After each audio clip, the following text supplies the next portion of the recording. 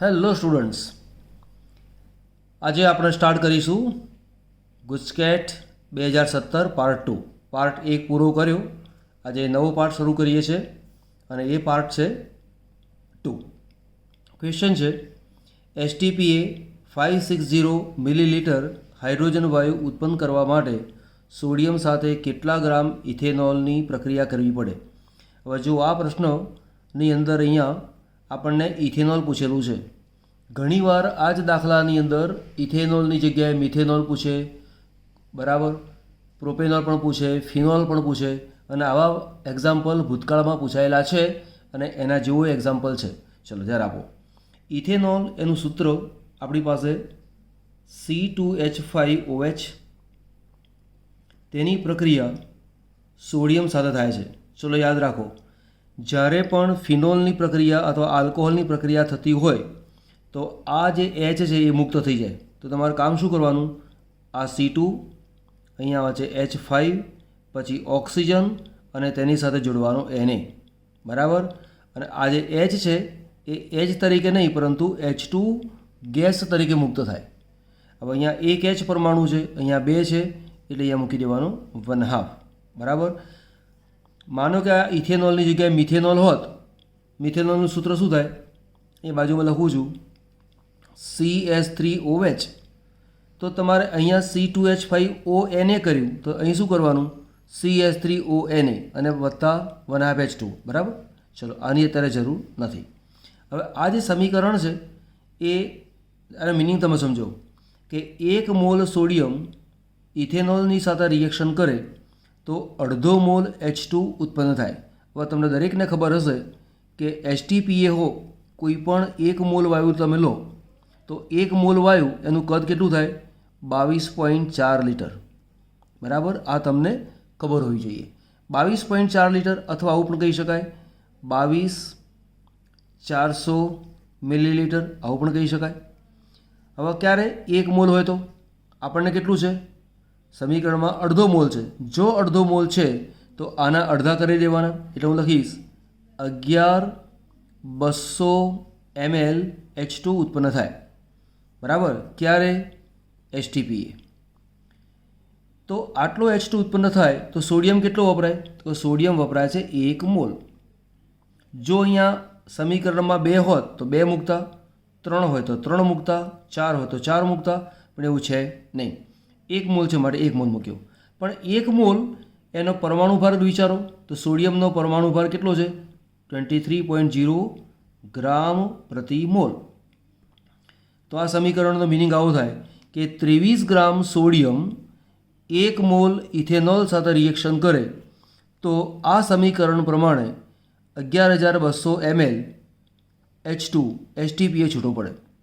હવે આપણને એ છૂટો કેટલો પડે છે, 560. તો આવું કહી શકાય આટલા ml હાઇડ્રોજન ઉત્પન્ન કરવા માટે 23 ગ્રામ સોડિયમની જરૂર પડે. તો 560 ml જો મારી પાસે હોય તો કેટલાની જરૂર પડે, તો 560. આ સ્ટેપ મૂકી દીધું તો આટલા બરાબર એનો જવાબ આવે છે 1.15 ગ્રામ, બરાબર. ચલો નેક્સ્ટ ક્વેશ્ચન લઈએ આપણે. બીજો ક્વેશ્ચન છે ક્રોમિક એસિડ વડે ફિનોલનું ઓક્સિડેશન થઈ મળતી નિપજનું IUPAC નામ. તો ફિનોલનું ઓક્સિડેશન, તો ફિનોલનું સૂત્ર શું થાય, OH અહીંયા આવશે અને આ જે સૂત્ર છે એ કોનું છે, ફિનોલનું. કોની પ્રક્રિયા કરીએ છીએ, ક્રોમિક એસિડ વડે. ક્રોમિક એસિડનું સૂત્ર છે H2CrO4. જો H2CrO4 ન લખેલું હોય તો કોઈક વાર તમને આવું પણ લખીને આપે, લખું છું ઓર K2Cr2O7 પ્લસ H2SO4. આ રીતે લખો તો પણ ચાલે, બરાબર. એટલે આ લો અથવા આ લો.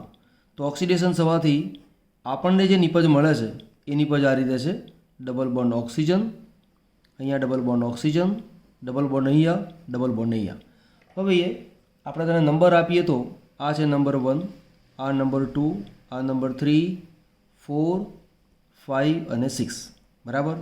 હવે 6 કાર્બનની ચક્રીય રચના છે, ચક્રીય રચના છે માટે સાયક્લો, બરાબર. 1 2 3 4 6 કાર્બન છે એટલે સાયક્લોહેક્ઝા. હવે 2 નંબર ઉપર ડબલ બોન્ડ, 5 નંબર ઉપર પણ ડબલ બોન્ડ એટલે શું કહેવાય 2,5 ડાઇન. અને પહેલા ઉપર ડબલ બોન્ડ ઓક્સિજન છે, ચોથા ઉપર ડબલ બોન્ડ ઓક્સિજન છે. સીની સાથે ડબલ બોન્ડથી ઓક્સિજન જોડાયેલો હોય તો તેને કહેવાય કીટોન. કીટોન માટે પ્રત્યય લાગે ઓન એટલે 1,4 2 વાર છે માટે ડાય ઓન. તો ઓપ્શન કયો આવે? ડી. 298 કેલ્વિન તાપમાને x2 વત્તા y2 બરાબર 2xy અને 20 કિલોજૂલ આટલી ઉષ્મા છૂટી પડે છે. પ્રક્રિયાની સક્રિયકરણ ઉર્જા 15 કિલોજૂલ હોય તો આની રિવર્સ પ્રક્રિયા લખેલી છે. તો આ પ્રક્રિયાની સક્રિયકરણ ઉર્જા કેટલી? આ પુરોગામી પ્રક્રિયા છે, આ પ્રતિગામી પ્રક્રિયા આપેલી છે. આ પ્રકારની પ્રક્રિયામાં વિચારવાનું શું હોય? તો સૌથી પહેલાં તો વિચારો કે એક ગ્રાફ દોરીએ આપણે. બરાબર. તો અહીંયા લખું છું x2 વત્તા y2, x2 વત્તા y2 આ મારી પાસે પ્રક્રિયક છે. એમાંથી પ્રક્રિયા થાય એટલે અહીંયાથી આ જે ઉર્જા છે એ ઉર્જાને કહેવાય છે EA. EA એટલે કે પુરોગામી પ્રક્રિયાની સક્રિયકરણ ઉર્જા. બરાબર. હવે આ પ્રક્રિયા કઈ છે? ઉષ્માક્ષેપક પ્રક્રિયા. કેવી રીતે ખબર પડે કે ઉષ્માક્ષેપક પ્રક્રિયા છે? જો નિપજ તરફ ઉષ્મા આપેલી હોય તો તેને ઉષ્માક્ષેપક પ્રક્રિયા કહેવાય. એટલે કે 20 કિલોજૂલ ઉર્જા ઓછી છે. જો ઉષ્માક્ષેપક પ્રક્રિયા હોય તો તેનો ગ્રાફ આના કરતાં નીચો આવે એટલે આ ગ્રાફ નીચો આવે. આ 2xy છે, અહીંયા લખું છું 2xy. આ લખવાની પદ્ધતિ છે. હવે પુરોગામી પ્રક્રિયા માટે EA કહેવાય તો નિપજમાંથી મારે પ્રક્રિયક તરીકે પાછું આવવું હોય, XY છે અહીંયા, તો નિપજમાંથી પ્રક્રિયકમાં પાછું આવવું હોય તો એની જે ઉર્જા છે એ ઉર્જાને કહું છું EA ડેશ. એટલે કે આ પુરોગામી પ્રક્રિયા માટે સક્રિયકરણ ઉર્જા, આ જે છે એ પ્રતિગામી પ્રક્રિયા માટેની સક્રિયકરણ ઉર્જા. હવે સૂત્ર શું છે? કે સૂત્ર આ રીતે છે કે delta H is equal to EA minus EA dash. બરાબર. ડેલ્ટા H એટલે શું? આ જે ઉષ્મા છૂટી પડી તે કેટલી છૂટી પડી? 20 કિલોજૂલ પ્રતિ મોલ. તો અહીંયા આ જે ઉર્જા જે છે એને કહેવાય છે 20 કિલોજૂલ પ્રતિ મોલ. બરાબર. અને એને કહેવાય છે ડેલ્ટા H. ડેલ્ટા Hમાં અહીંયા પ્લસ છે, સમીકરણમાં લખવું હોય તો પ્લસ, પણ જો ડેલ્ટા H તરીકે દર્શાવવાનો હોય તો ત્યાં પ્લસ ના લખાય, માઇનસ લખાય. તો એ લખાય -20 is equal to EA. EA એટલે શું? પુરોગામી પ્રક્રિયા માટેની સક્રિયકરણ ઉર્જા. તો પુરોગામી પ્રક્રિયા કઈ છે? આમાંથી આ બને છે તે. એની ઉર્જા કેટલી છે? 15 કિલોજૂલ પ્રતિ મોલ. એટલે આ છે 15 અને માઇનસ EA ડેશ એટલે કે પ્રતિગામી પ્રક્રિયા માટેની સક્રિયકરણ ઉર્જા, જેની આપણને ખબર નથી. અને આ બાજુ લઈ લો તો EA dash is equal to 15 plus અને આ બાજુ લઈ લો 20. તો બરાબર કેટલું આવે? 35 કિલો જૂલ. આ તેનો જવાબ છે. બરાબર. તો 35 કિલો જૂલ ક્યાં છે? અહીંયા છે. તો આ પ્રકારની પ્રક્રિયામાં આ સૂત્રને જ બરાબર યાદ રાખવાનું. આ જો સૂત્ર કાયમ માટે યાદ રહેશે. સિમ્પલ ક્વેશ્ચન છે, એકદમ સિમ્પલ ક્વેશ્ચન. જો અહીંયા કેવા કેવા ક્વેશ્ચન પૂછી શકે? અહીંયા EA ડેશ પૂછેલું છે. કોઈક વાર પ્રતિગામી પ્રક્રિયા માટેની ઉષ્મા આપેલી હોય તો ડેલ્ટા H પૂછેલું હોય. 1 અને 2 પૂછેલું હોય તો EA પૂછેલું. આ અને 2 આપે તો આ પૂછે. આ પ્રકારના એક્ઝામ્પલ હોય છે. પણ સૂત્ર આ એપ્લાય કરવાનું તો તમારા માટે કામ સરળ થઈ જશે. 25 ડિગ્રી સેન્ટીગ્રેડ તાપમાને ફ્રુન્ડલીચ અધિશોષણ સમતાપીના આલેખના ઢાળનું મૂલ્ય 0.5 અને આંતરછેદનું મૂલ્ય આટલું છે તો 4 બાર દબાણે અધિશોષણનું પ્રમાણ કેટલું હશે? 4 ઓપ્શન છે. તો પહેલાં તો આપણને ફ્રુન્ડલીચ અધિશોષણ સમતાપીનું સૂત્ર ખબર હોવી જોઈએ. તો આ તેનું સૂત્ર છે x/m is equal to k into p અને ઘાત છે 1/n. હવે x/m એ શું છે? તો કે x/m બરાબર અધિશોષણનું પ્રમાણ. અધિશોષણનું પ્રમાણ એટલે કે પદાર્થ વડે કેટલો પદાર્થ અધિશોષિત થયો છે એ x/m ઉપરથી નક્કી થાય કે જેની આપણને ખબર નથી. બીજું છે p એટલે દબાણ. તો તો પી એટલે કે દબાણ, અને દબાણની કિંમત આપણી પાસે છે કેટલું છે 4 બાર, એટલે અહીં લખ્યું મેં 4 બાર. બીજું છે 1/n. તો 1/n એ શું બતાવે છે તો કે ઢાળ, અને એની કિંમત છે 0.5. હવે ઢાળ કેવી રીતે છે તો તમે જુઓ, આ જે સૂત્ર છે એને આપણે લોગમાં લખવું તો શું લખાય, log x/m is equal to log k plus આ 1/n છે એને આગળ મૂકી દો તો 1/n log p, આ તેનું સૂત્ર થાય. હવે શું થાય, y is equal to mx plus c, અને આ c ને શું કહેવાય છે, આંતરછેદ, એટલે આ સીધી રેખાનું આપણી પાસે સમીકરણ થઈ ગયું. જ્યાં આ m છે એ કોણ છે, ઢાળ. આ જે c છે એ કોણ છે, આંતરછેદ. તો આ કિંમત આવી આંતરછેદની. m એ ઢાળની કિંમત છે, m શું બતાવે છે 1/n, એટલે ટૂંકમાં આ 1/n એ જ m છે અને m એ જ ઢાળ છે. હવે સવાલ આવ્યો આંતરછેદનો. તો તમને શું આપેલું છે, આંતરછેદનું મૂલ્ય 0.4771 છે. એટલે કે અહીંયા આંતરછેદ બરાબર કોણ, log k, એટલે કે log k is equal to 0.4771 આવું આપેલું છે. મારે આ કિંમત શોધવાની છે. આ કિંમત x/m શોધવી હોય તો મારે k ખબર હોવી જોઈએ. તો k તો મારી પાસે છે નહીં. જે મને કિંમત આપેલી છે એ log k ની કિંમત આપેલી છે, પણ મારે તો k ની કિંમત જોઈએ છે. તો મારા logને દૂર કરવો પડે. જો logને દૂર કરવો પડે તો શું કરીએ, તો મારે આવું કરવું પડે ને કે log દૂર કરવો તો મૂકું છું k બરાબર anti-log of 0.4771, અને આનો એન્ટીલોગ કેટલું આવે તો કે યાદ હોય તો બોલી જાઓ, છે તમને ખબર 3.010. આનો એન્ટીલોગ આટલું આવે. આ કેવી રીતે આવે એ પછી તમને શીખવાડું છું, અને એને ગણતરી કેવી રીતે કરાય એ પછી શીખવાડીશ. અને શીખવું હોય તો વિદ્યુત રસાયણની અંદર મેં આ વસ્તુ લોગેરિધમમાં log એન્ટીલોગ કેવી રીતે શોધાય એ મેં શીખવાડેલું છે. એકવાર એ વિડીયો જોશો તો ખ્યાલ આવશે.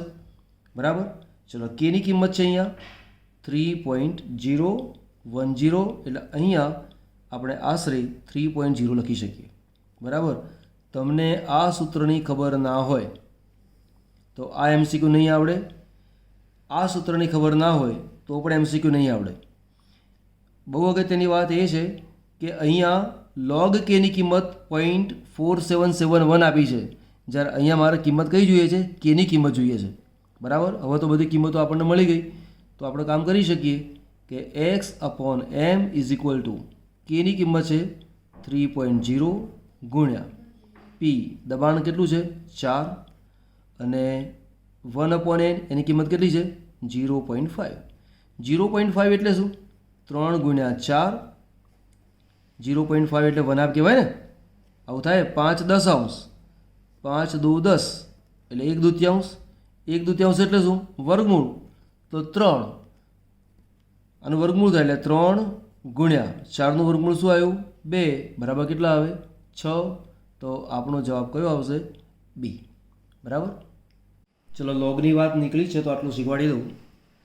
દાખલા તરીકે તમારે આવું વિચાર લેવાનું, log 1 તેની કિંમત કેટલી થાય 0.000, બરાબર.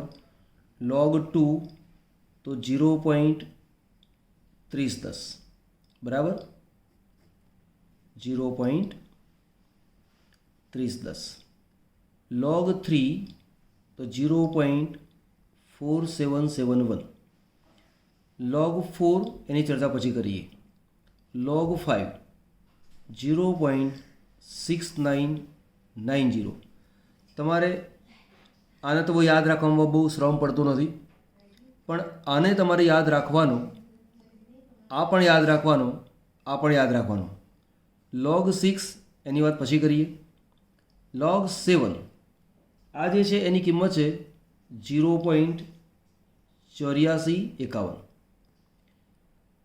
log 8 વાત પછી કરીએ. log 9 એની વાત પછી કરીએ. log 10 એટલે કે 1. આ બે આંકડા છે ને, બેમાંથી એક જાય તો 1, 1.0000.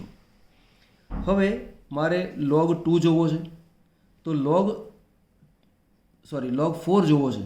તો આને હું કહી શકું log 4 એટલે શું કહેવાય? log 2 ની 2 ઘાત કહેવાય કે ના કહેવાય? 4 એટલે શું? 2 ની 2 ઘાત. આ બેને હું આગળ લઈ લઉં તો આટલા બરાબર શું કહેવાય? 2 log 2. બોલો કહેવાય કે ના કહેવાય? હવે આ જે 2 છે એને એમને એમ રાખો અને log 2 એટલે શું? 0.3010. તો એ તો આપણે મોઢે કરેલું છે જ. તો તમારે મોઢે જે આંકડાઓ રાખવાના છે એ આંકડાઓમાં આ જે ખરું કર્યું છે, આ 1, 2, 3 અને આ 4 આંકડા મોઢે રાખશો એની પરથી બીજા ઘણા બધા આવડી જશે. તો 2 ગુણ્યા 0.3010 કરો તો જવાબ કેટલો આવશે? 0.60 અને 20. તો એનો 60, 21 તો આવે છે જ, તો સરખો જવાબ આવી ગયો. ચલો log 5 તો તમે મોઢે કરેલો છે જ. log 6 ના આવું કહી શકાય કે log 2 ગુણ્યા 3 થાય ને? ઓકે. log 2 ગુણ્યા 3 એના આવું કહી શકાય તો કે log 2 વત્તા log 3. હવે log 2 એટલે શું? એ તો આપણે મોઢે કરેલું છે, તો 0.3010 પ્લસ log 3 છે, તો log 3 એ પણ મોઢે કર્યું છે 0.4771, તો 0.4771. હવે તમે બેનો સરવાળો કરી દો તો અહીંયા આવશે 1, 7 ને 1 8, અહીંયા છે 7, 4 ને 3 7, બરાબર. તો 77 81. તો ઓટોમેટિક log 6 છે એની કિંમત તમને યાદ રહી જાય. ફરીવાર મૂળભૂત આ 1, 2, 3 અને 4 કિંમત તમારે યાદ રાખવાની. આને તમારે યાદ રાખવાની છે જ, એટલે બહુ આગળ કહેતું નથી. હવે ચલો log 8 છે, તો log 8નો મતલબ શું કહેવાય? હું આવું કહી શકું log 2/3. થાય કે ના થાય? ચલો આ 3ને આગળ મૂકી દો એટલે 3 log 2. હવે 2 તો મોઢે કરેલો છે જ, તો 3 અને અહીંયા log 2 એટલે કે 0.3010 અને આને તમે ગુણાકાર કરો તો જવાબ શું આવશે? અને ગુણો એટલે 0, અહીંયા આવશે 3, અહીંયા 0 અને અહીંયા આવશે 90, બરાબર. તો આનું 0.9031 એવું આવે છે. 9031ની જગ્યાએ 9030 આવ્યા, કંઈ ફેર પડતો નથી. પછી અહીંયા છે 9, તો log 9 મારે કરવો હોય તો આવું કહી શકું log 3/2. થાય કે ના થાય? તો આટલા બરાબર શું કહેવાય? 2ને આગળ મૂકું એટલે 2 log 3. ક્લિયર? એટલે 2 log 3 એ તો મોઢે કરવાનું કહ્યું છે તમને, તો એ કિંમત કેટલી મુકાય? 0.4771. અને પછી એ બેનો જે ગુણાકાર તમે કરો છો એ ગુણાકાર એ આપણો જવાબ આવે.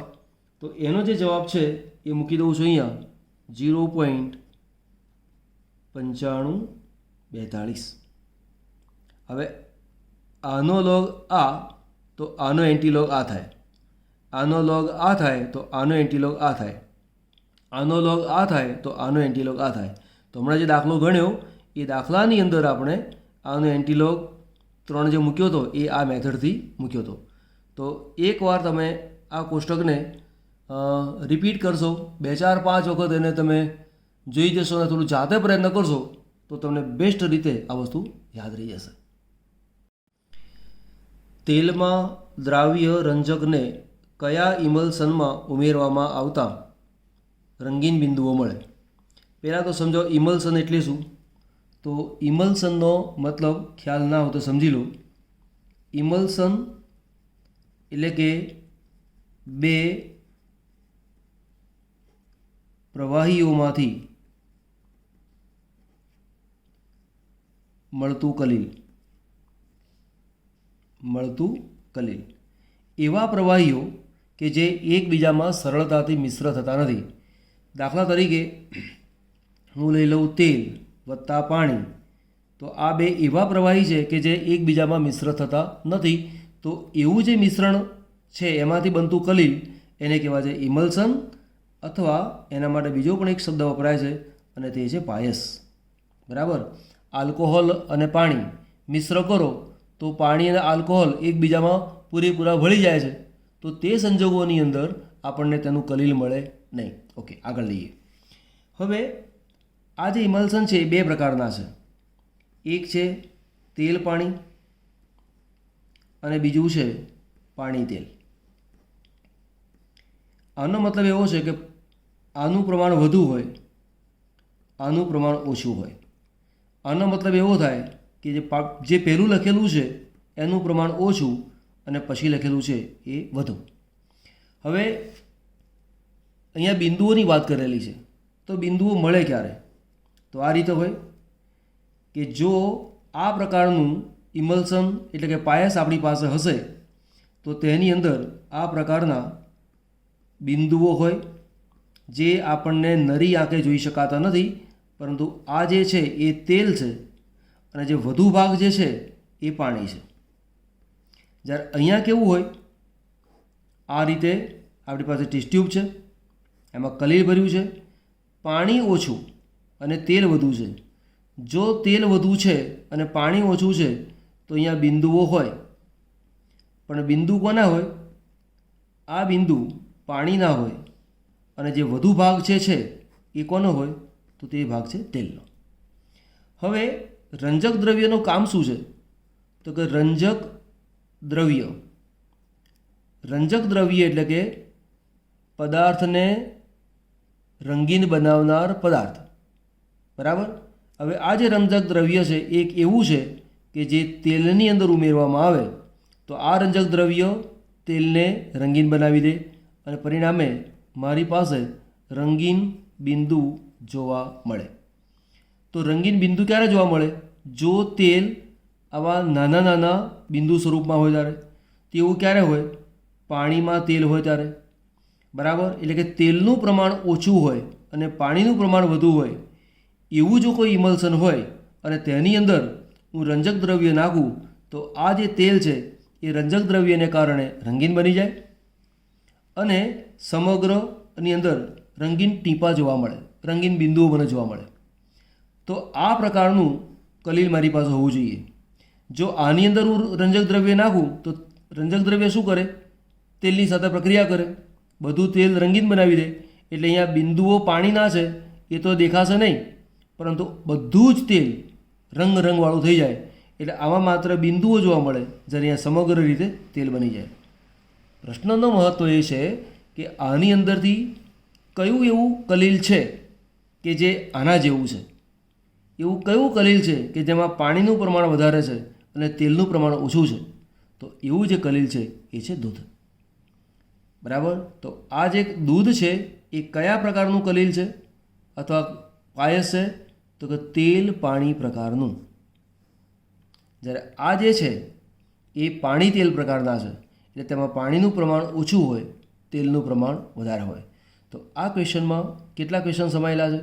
આ તો ક્વેશ્ચન છે જ, પણ તમને એવું પૂછે કે નીચેનામાંથી કયા ઇમલ્સનમાં અથવા કયા પાયસમાં રંજક દ્રવ્ય ઉમેરવામાં આવે તો તે મોટે ભાગે બધું જ રંગીન બની જાય છે?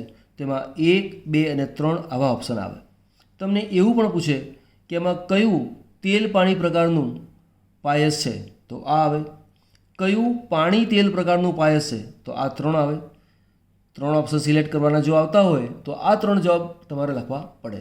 તો આ એક સારો ક્વેશ્ચન છે, એને તમે ધ્યાન ઉપર લેજો. નીચેના પૈકી સૈદ્ધાંતિક ચુંબકીય ચાકમાત્રાનો સાચો ક્રમ કયો? અહીંયા સૈદ્ધાંતિક પૂછેલું છે, એનું ધ્યાન ઉપર લેજો. મારે કોની કોની કિંમતો ગણવાની છે? એક Cr3+ની, Mn2+ની અને Fe3+ની. ચલો કિંમત ગણી નાખીએ આપણે. તો Cr3+, પરમાણુ ક્રમાંક કેટલો આવે? 24. ઇલેક્ટ્રોન રચના શું આવે? Argon 3d4s. ચલો મેથડ મેં અગાઉ શીખવાડી હતી, યાદ કરાવી દઉં. આર્ગોન 3d4s, આ છે 24, આને કિંમત આવે 18. ક્રોમિયમ છે એટલે અહીંયા ઇલેક્ટ્રોન આવશે 1, એટલે 18 ને 19, 19 ને 5, 24. Cr3+ એટલે કે 3 ઇલેક્ટ્રોન ઓછા, એક આમાંથી જાય, 2 આમાંથી જાય, એટલે અહીંયા કેટલા રહે? 3. આવી રચના માટે શું કરવાનું? તો મેં શીખવાડી દીધું કે Cr3+ છે, અહીંયા મૂક્યા 24, પહેલાંના 18 બાદ કરો એટલે -18, ઓછા આના 3 પ્લસ બાદ કરો, એ બાદ કરી નાખ્યા તો 24માંથી 21 બાદ થાય તો તમારી પાસે બાકી કેટલા રહેશે? 18 3 21, 24માંથી 21 ગયા એટલે 3, તો D3 રચના છે તેવું કહેવાય. હવે ડી કક્ષકના પેટા પ્રકાર કેટલા? 5. 3 ઇલેક્ટ્રોન લખવાના છે, 1 2 3 4, સોરી 1 2 ને 3, તો એનની કિંમત કેટલી આવે? 3. તો જેની અંદર એનની કિંમત સરખી આવતી હોય એની ચુંબકીય ચાક માત્રા સરખી. તો આ તો Cr+3ની વાત કરી. ચલો બીજું કયું છે? Mn2+. તો Mn2+ની કિંમત છે, Mn એટલે કેટલા? 25. પહેલાં 18 બાદ કરો, પછી આ 2 બાદ કરો, તો 18 ને 2 20, 20 25માંથી 20 બાદ કરો એટલે કેટલા આવ્યા? 5. હવે 1 2 3 4 5, આ 5 છે એટલે 5 નથી લખ્યા. આ ડી કક્ષકના પેટા પ્રકાર છે.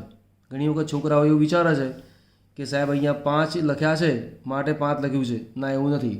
એમ તો અહીંયા D3 છે, તો 1 2 3 4 અને 5 આવી કક્ષકો મૂકીને તો 5 કક્ષકો એ ડીના પ્રકાર બતાવે છે, જ્યારે આ ઇલેક્ટ્રોન છે. ઓકે, ચલો 5 1 2 3 4 અને 5, તો અહીંયા n બરાબર કેટલા છે? 5. બીજું આપણને આપેલું છે Fe3+. Fe3+, Feનો પરમાણુ ક્રમાંક કેટલું? 26. પરીક્ષામાં પરમાણુ ક્રમાંક આપેલો હોતો નથી, તમને ખબર હશે જ. હોશિયાર વિદ્યાર્થીઓ છો ને, તો પરમાણુ ક્રમાંક તમારે મોઢે કરવો પડે. બધી વસ્તુ જો તમને પરીક્ષામાં આપી દે તો પછી તો જવાબ બી લખીને આપી દેવા પડે. ચલો પહેલાં શું કરવાનું? 18 બાદ કરવાના, હવે 3 બાદ કરવાના. તો 18 ને 3 21, 26માંથી 21 બાદ કરો એટલે કેટલા આવ્યા? 5. ડીના પેટા પ્રકાર કેટલા? 1 2 3 4 5, ઇલેક્ટ્રોન પણ 1 2 3 4 અને 5, તો અહીંયા પણ n બરાબર કેટલા છે? 5. તો આ અને આ બેની કિંમત સરખી છે અને આ બે કરતાં આની કિંમત ઓછી છે. બરાબર? તો Cr3+ છે એની કિંમત ઓછી છે અને આ બેની કિંમત કેવી છે? સરખી. તો આવું કહી શકાય મારી પાસે Mn2+ અને Fe3+, આ બે સરખા છે અને આ બે કરતાં Crની કિંમત ઓછી છે. એવો ઓપ્શન કયો છે? તો આ ઓપ્શન છે. Mn2+, Fe3+ સમાન છે અને Cr3+ની કિંમત આ બે કરતાં ઓછી છે. ક્લિયર? ઓકે, ચલો આગળ જઈએ. આંતર સંક્રાંતિ તત્વના અનુસંધાનમાં કયું વિધાન ખોટું છે? 4 ઓપ્શન આપેલા છે. ચલો વારાફરતી જોઈ લઈએ આપણે. તો Ce, સીરિયમ, ગેડોલિનિયમ, લ્યુટેશિયમ જેવા લેન્થેનોઇડ્સની ઇલેક્ટ્રોનીય રચનામાં જ ઇલેક્ટ્રોન 5D કક્ષકમાં ભરાયેલા છે. સાચું. બી ખોટું છે. કેમ ખોટું છે એની ચર્ચા પછી કરીએ. સી પણ સાચું છે, ડી પણ સાચું છે. હવે ધ્યાન આપજો અહીંયા. PM એટલે કે પ્રોમેથિયમ. પ્રોમેથિયમ રેડિયોએક્ટિવ તત્વ છે. તો રેડિયોએક્ટિવ તત્વ છે એ વાત સાચી, પરંતુ પ્રોમેથિયમ એ એક્ટિનોઇડ તત્વ નથી. બરાબર? એ લેન્થેનોઇડ શ્રેણીનું તત્વ છે. એટલે આ ધ્યાન ઉપર રાખજો. કયું ખોટું? તો આ ખોટું. કેવી રીતે ખોટું? PM રેડિયોએક્ટિવ તત્વ છે એટલા માટે? ના, PM રેડિયોએક્ટિવ તત્વ તો છે, પરંતુ તે એક્ટિનોઇડ તત્વ નથી. એ શું છે? લેન્થેનોઇડનું તત્વ છે અને રેડિયોએક્ટિવ તત્વ છે. તો આપણો ખોટો પ્રશ્ન કયો થયો? બી. પણ અહીંયા એ પણ ધ્યાન પર રાખવા જેવું છે કે PM રેડિયોએક્ટિવ તત્વ છે અને તે લેન્થેનાઇડ શ્રેણીનું છે. કોઈક વાર તમને ઓપ્શન આપે નીચેનામાંથી કયું લેન્થેનાઇડ શ્રેણીનું તત્વ છે કે જે રેડિયોએક્ટિવ છે, તો આપણને આ ખબર પડવી જોઈએ. બરાબર? So next question. નીચેના પૈકી કયું સંકીર્ણ આયન સૌથી ઓછી તરંગ લંબાઈ ધરાવતા પ્રકાશનું અધિશોષણ કરે છે? હવે અહીંયા આપણને કઈ કઈ વસ્તુની ખબર હોવી જોઈએ એ તમને સમજાવી દઉં. પહેલી વાત તો એક કે આ વસ્તુ તમને ખબર હોવી જોઈએ તો કે શોષાતી તરંગ લંબાઈ પ્રપોર્શનલ ટુ 1 સંકીર્ણની સ્થિરતા. ચલો બીજું શું ખબર હોવું જોઈએ? તો બીજી ખબર હોવી જોઈએ કે અહીંયા H2O, F, Cn અને NH3 આપેલા છે. જો એના લિગેન્ડને ચડતા ક્રમમાં ગોઠવીએ, પ્રબળતાના ચડતા ક્રમમાં, તો F કરતાં H2O, H2O કરતાં NH3 અને NH3 કરતાં Cn એ વધુ પ્રબળ લિગેન્ડ છે. જો એવું કરીએ તો જે સંકીર્ણની સ્થિરતાનો જે ક્રમ છે એ આ રીતે આવે. તો આ રીતે આ લિગેન્ડનો પ્રબળતાનો ક્રમ છે, તો તેના કારણે આ સંકીર્ણની સ્થિરતાનો ક્રમ છે. બરાબર. હવે અહીંયા એક વસ્તુ વિચાર કરો કે જેમ સંકીર્ણની સ્થિરતા વધારે, બરાબર, અહીં શું લખ્યું છે? શોષાતી તરંગ લંબાઈ પ્રપોર્શનલ ટુ 1 સંકીર્ણની સ્થિરતા. એટલે કે જેમ સંકીર્ણની સ્થિરતા વધતી જાય તેમ તેમ શોષાતી તરંગ લંબાઈની વેલ્યુ ઓછી બનતી જાય. અને અહીંયા CN સૌથી વધુ પ્રબળ લિગેન્ડ છે, પરિણામે આની સ્થિરતા સૌથી વધુ છે અને આની સ્થિરતા સૌથી વધારે છે, માટે આના વડે શોષાતી તરંગ લંબાઈનું મૂલ્ય સૌથી ઓછું. ક્લિયર? હવે તમને આ તો પ્રશ્ન પૂછી નાખ્યો, પણ હવે આ જ પ્રશ્નને ચેન્જ કરવામાં આવે તો કઈ રીતે આવે? તો કે તરંગ લંબાઈનો ઉતરતો ક્રમ પૂછ્યો હોય તો આના કરતાં આની તરંગ લંબાઈ ઓછી, એના કરતાં આની તરંગ લંબાઈ ઓછી, એના કરતાં આની તરંગ લંબાઈ ઓછી. તો તરંગ લંબાઈનો ઉતરતો ક્રમ પૂછે તો પણ આનો આ જ ક્વેશ્ચન આ રીતે પૂછાય. સારું. ક્યાં વધારે ઉર્જા મુક્ત થાય? તો કે જેમ લિગેન્ડ પ્રબળ એમ ધાતુની સાથે બનતો બંધ મજબૂત, અને જેમ બંધ મજબૂત તેમ મુક્ત થતી ઉર્જાનું મૂલ્ય વધારે.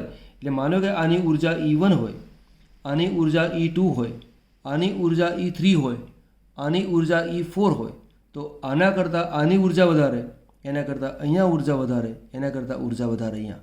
એટલે કે 6F CO સાથે જોડાય અને જે ઉર્જા મુક્ત થાય એના કરતાં અહીંયા ઉર્જા વધારે હોય, એના કરતાં અહીંયા ઉર્જા વધારે હોય, એના કરતાં મુક્ત થતી ઉર્જા અહીંયા વધારે હોય. અને જેમ ઉર્જા વધારે તેમ તરંગ લંબાઈ કેવી થાય? ઓછી. તો તમને આ રીતે પ્રશ્ન પૂછી શકે, આ રીતે પ્રશ્ન પૂછી શકે. આ જેમ ઉતરતો ક્રમ છે એમ ચડતો ક્રમ પૂછી શકે, ઉર્જાનો ચડતો ક્રમ પૂછી શકે, ઉર્જાનો ઉતરતો ક્રમ પણ પૂછી શકે. આ પ્રશ્નો મેં તમને 1, 2, 3 અને તેના કરતાં વધુની રીતે પણ સમજાવ્યો છે, ધ્યાન આપજો. નીચેના પૈકી સંકીર્ણની કઈ જોડના જલીય દ્રાવણ 0.1 મોલર AgNO3 સાથે અનુક્રમે આછો પીળો અને સફેદ અવક્ષેપ આવે છે? જો ધ્યાન આપજો, આની અંદર આ સાંદ્રતાનું કોઈ બહુ મહત્ત્વ છે નહીં, પણ AgNO3 પીળો રંગ આપે છે અને સફેદ અવક્ષેપ આપે છે. તો આપણને એવી ખબર પડવી જોઈએ કે AgNO3 પીળો રંગ આપે તો કોની સાથે આપે? તો AgNO3ની હેલોજન સાથે પ્રક્રિયા થાય તો અવક્ષેપ મળે. તો પીળો રંગ ક્યારે મળે? AgBr બનતો હોય તો પીળો રંગ મળે, અને જો AgCl બનતો હોય તો સફેદ મળે. પીળો પણ કહેવાય, પણ તે પીળો કેવો છે? આછો પીળો. એટલે પહેલો આછો પીળો આપ્યો છે, બીજો સફેદ આપ્યો છે. હવે આ જે સંકીર્ણ આપેલા છે એમાં ધ્યાન એ રાખવાનું છે કે બ્રેકેટની બહાર Cl2 હોય એ AgNO3 સાથે રિએક્શન કરે, અંદરનો Br2 પ્રક્રિયા કરે નહીં. બ્રેકેટની બહાર Br2 છે તો એ AgNO3 સાથે પ્રક્રિયા કરે તો આપણને અવક્ષેપ મળે. તો પહેલાં બહાર કોણ છે? Cl2. Cl2 છે માટે AgNO3 સાથે કેવા રંગના અવક્ષેપ આપે? સફેદ. બરાબર. અને પછી છે Br2, તો પછી કેવું આવે? પીળો. તો પહેલો ઓપ્શન તો નહીં આવે ને, કે પહેલો આછો પીળો છે પછી સફેદ છે, એટલે પહેલાં Br2 જોઈએ. તો અહીં તમે જુઓ, આના બ્રેકેટની અંદર આ Br છે એટલે અહીંયા તો પીળો મળે, પણ NO3 જે છે એ અવક્ષેપ જે છે એ રિએક્શન આપશે નહીં. બરાબર. કેમ કે આ તો AgNO3 છે, આ પણ NO3 છે, તો આ AgNO3 સાથે કોઈ પ્રક્રિયા કરવાનું નથી. એ રીતે આ Ag પ્લસ આ NO3 સાથે પ્રક્રિયા કરવાનું નથી, એટલે B અને D તો ઓટોમેટિક નીકળી ગયા. હવે રહ્યો આ તો છે નહીં, બીજો કોણ આવ્યું? આ. તો બ્રેકેટની બહાર કોણ છે? Br2. બરાબર. પહેલો Br2 વાળો સંકીર્ણ છે તો પીળો અવક્ષેપ, Cl2 વાળો સંકીર્ણ પછી છે તો સફેદ અવક્ષેપ. તો આપણો ઓપ્શન કયો આવ્યો? C. જો રેડિયોએક્ટિવ તત્વોનો અર્ધ આયુષ્ય સમય 15 મિનિટ હોય તો 50 ગ્રામ રેડિયોએક્ટિવ તત્વમાંથી 1 કલાકના અંતે કેટલા ગ્રામનું ક્ષયન થયું હશે? ક્ષયન થયું હશે એટલે શું? કેટલું બાકી રહે તે.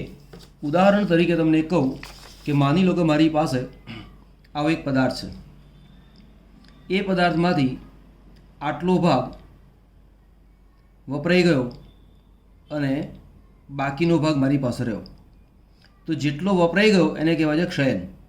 તો એ રીતે મારી પાસે આ કોઈ રેડિયો એક્ટિવ તત્વો હોય, એમાંથી આલ્ફા બીટા ગામા કિરણો બહાર નીકળે અને ધીમે ધીમે આ પદાર્થ ઘટતો ઘટતો, માનો કે આટલો જે પદાર્થ હતો એમાંથી આટલો જ બાકી રહ્યો, તો જે વપરાઈ ગયો એ આટલો બધો ભાગ વપરાઈ ગયો એવું કહેવાય. તો આટલા ભાગનું ક્ષયન થયું છે એવું કહેવાય. તો અહીંયા આપણને એવું પૂછેલું છે કે કેટલા ભાગનું ક્ષયન થયું છે.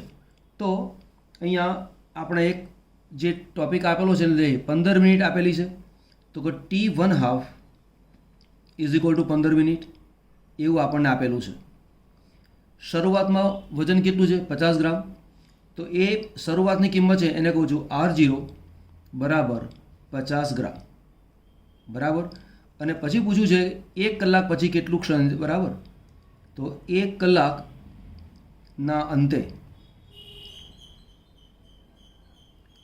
કેટલું ક્ષયન થયું, આવો આપણને પ્રશ્ન પૂછેલો છે.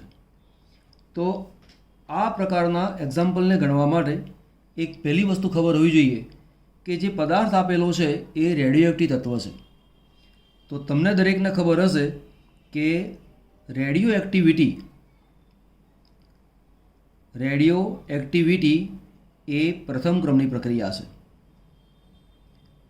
પ્રથમ ક્રમની પ્રક્રિયા, અને પ્રથમ ક્રમની પ્રક્રિયા માટે સૂત્ર કયું લાગે? K = 2.303/T log R0/RT, બરાબર.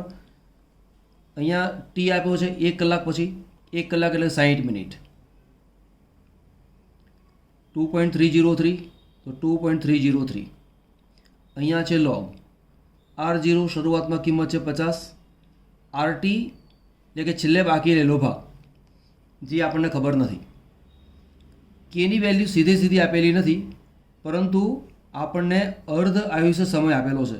તો આપણને સૂત્ર ખબર હશે કે K = 0.693/T1/2. તો આપણે આવું કરી શકીએ. 0.693 છેદમાં T1/2 15 મિનિટ છે, એટલે અહીંયા 15 વડે ભાગી નાખો તો આપણને અહીંયા એક આન્સર મળે. એ આન્સર અહીંયા મૂકો તો RT મળે. આ એક મેથડ છે, પરંતુ હું આ મેથડથી ગણાવતો નથી, હું તમને બીજી મેથડ શીખવાડું છું, બરાબર. એક સૂત્ર છે, પ્રક્રિયા દરમિયાન બાકી રહેતો ભાગ બરાબર R0/2n. હવે મનમાં પ્રશ્ન થાય કે આ R0 તો ખબર છે, શરૂઆતનું વજન, બરાબર, પણ n શું છે? તો nનો મતલબ છે કુલ અર્ધ પ્રક્રિયા સમય. હવે એને શોધાય કેવી રીતે? તો આવું છે, કુલ સમય છેદમાં અર્ધ આયુષ્ય સમય, એને કહેવાય છે n. કુલ સમય કેટલો છે? તો કે 60 મિનિટ. અર્ધ આયુષ્ય સમય કેટલો છે? 15. 15 ચોક 60, તો કિંમત કેટલી આવી? 4. તો અહીંયા nની કિંમત આવી ગઈ 4. તો અહીંયા સૂત્ર શું મૂકીશું આપણે કે R0 આપેલો છે, R0 = 50, અહીંયા છે 2, nની કિંમત કેટલી આવે? 4, બરાબર. તો અહીંયા 50 ભાગ્યા કેટલા થશે? 16 થશે ને. તો 50 ભાગ્યા 16 કરીએ તો શું જવાબ આવે? તો જવાબ આવ્યો 3.125 ગ્રામ. પણ આ તો શું છે? પ્રક્રિયા દરમિયાન બાકી રહેતો ભાગ. આપણને પ્રક્રિયા દરમિયાન કેટલો ભાગ બાકી છે એવું પૂછ્યું નથી. પૂછ્યું શું છે? કેટલા ગ્રામનું ક્ષયન થયું હશે. તો જુઓ, આપણે આવું કહી શકીએ કે ક્ષયન થયેલો ભાગ બરાબર મૂળ ભાગ ઓછા આ જે છે એ તો આવશે ક્ષયન થયેલો ભાગ બરાબર મૂળ ભાગ ઓછા બાકી રહેતો ભાગ. હવે મૂળ ભાગ કેટલો છે? તો મૂળ ભાગ આપણને ખબર છે 50 ગ્રામ. બાકી કેટલું રહ્યું? તો 3.125.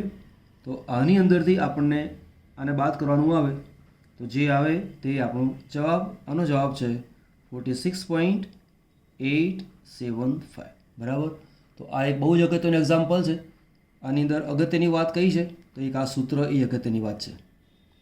બીજી વસ્તુ, આ જે જવાબ છે તે અને આ જે જવાબ છે તે બંનેમાં શું ફેર છે? આ જે છે એ બાકી રહેતો ભાગ છે, બરાબર, અને આ જે ભાગ છે ક્ષયન થયેલો ભાગ છે. કોઈક વાર દાખલાની અંદર ઓપ્શનમાં અહીંયા તો તમને આ 46.875 આપેલા છે, પણ આ વસ્તુ પણ દાખલા તરીકે ઓપ્શનમાં આપેલું હોય તો ભૂલ થવાની શક્યતા તમારી રહે, એવું ના થાય એવું ધ્યાન રાખવાનું. એક પ્રક્રિયાના વેગ અચળાંકનું મૂલ્ય 1.75 × 10⁻² લિટર સ્ક્વેર મોલની -2 સેકન્ડ ઇનવર્સ છે, તો પ્રક્રિયાનો અર્ધ આયુષ્ય સમય ગણો. તો તમને અહીંયા પ્રક્રિયાના અર્ધ આયુષ્ય સમયનું આ સૂત્ર ખબર હોવી જોઈએ કે T1/2 proportional two 1/R0 n-1. Therefore T1/2 proportional two, એકને નીચે લો આને ઉપર લઈ લો તો અહીં મુકાય R0, પણ આ n-1 છે એની જગ્યાએ -1 - n. તો આ સૂત્રની તમને ખબર હોવી જોઈએ. મૂળ સૂત્ર આ છે, એની પરથી આપણે આ કર્યું, પણ આ બેમાંથી એક વસ્તુ તમને યાદ હોવી જ જોઈએ. આ વાતને બરાબર મગજમાં ઉતારી લેવાની. હવે અહીંયા n શું છે? તો n બરાબર છે પ્રક્રિયાક્રમ. હવે પ્રક્રિયાક્રમ તો આપેલો છે નહીં, તો તમારે આ જે એકમ આપેલો છે એ એકમ ઉપરથી પ્રક્રિયાક્રમને તમારે શોધવાનો આવે. બરાબર? તો એકમ ઉપરથી પ્રક્રિયાક્રમ શોધવાનો કેવી રીતે? તો મેં તમને એકવાર સૂત્ર આપેલું હતું કે અહીંયા છે 1 - n બરાબર મૂળની ઘાત. તો અહીંયા છે 1 - n મૂળની ઘાત. મૂળની ઘાત કેટલી છે? -2. આ કિંમત -2 આવશે. તો ધેરફોર n = કિંમત કેટલી આવે? 3. તો n = 3 આવ્યું. એ 3 અહીંયા મૂકી દો તો સૂત્ર શું બને? T1/2 પ્રપોર્શનલ ટુ, અહીંયા છે R0 1 - 3, તો પ્રપોર્શનલ ટુ R0 એ -2 આવે. તો આપણો જવાબ શું આવશે કે T1/2 ચલે છે R0 ની -2, તો બી એ આપણો ઓપ્શન છે. નીચેના પૈકી સંકીર્ણની કઈ જોડની પ્રાયોગિક ચુંબકીય ચાકમાત્રા અને ભૌમિતિક આકાર સમાન છે? હવે આપણને આ પ્રશ્નની અંદર આ જેટલા સંકીર્ણ આપેલા છે તે સંકીર્ણમાં દરેકનો આકાર અને ચુંબકીય ચાકમાત્રા ખબર હોવી જોઈએ. પહેલાં તો આ એની વાત લઈ લઈએ. તો એની અંદર KMnO4 છે, તો તેનું સંકીર્ણ આયન કયું થાય? MnO4-. K2NiCN4, તો એનું સંકીર્ણનું આયન કયું થાય? તો NiCl4-. હવે આ જે છે એનો આકાર કયો છે? તો કે સમચતુષ્ફલકીય. બરાબર? કેમ કે તેનો જે સંકરણ છે એ D3S સંકરણ છે અને ઓક્સિડેશન આંક છે +7.